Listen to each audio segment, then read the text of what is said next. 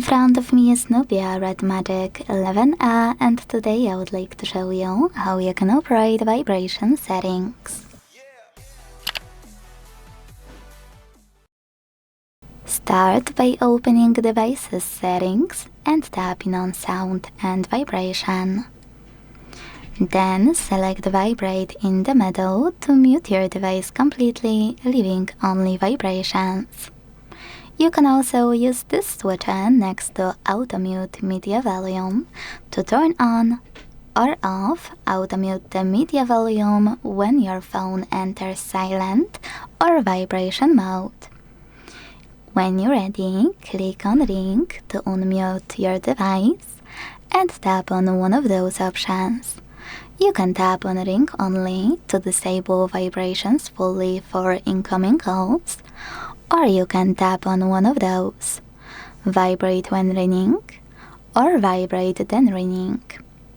When you're done, scroll to click on this section called Incoming Call Vibration. Then apply one of those vibration patterns, like standard, or synchronize your vibration with current ringtone. It has to be a system one though. When you finished, go back, and last but not least, after scrolling all the way down, hit More Sound Settings.